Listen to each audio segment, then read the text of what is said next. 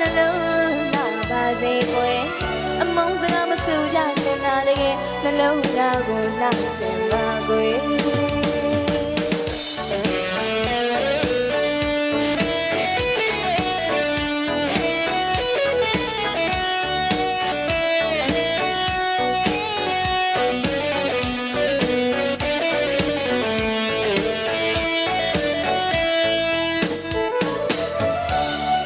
ကြောင်းလာကြတယ်အေဗရီသမားအားလုံး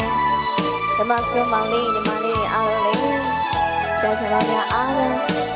နှလုံးသားကိုအလှဆင်နိုင်ပါစေဆုတောင်းရင်းနဲ့ဒီချင်းနဲ့ဆုတောင်းလိုက်ပါတယ်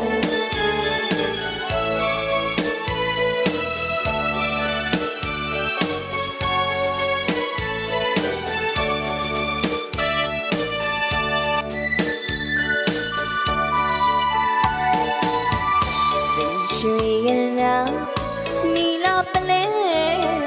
စီယာဆွေးမလှမေမချင်းမွဲ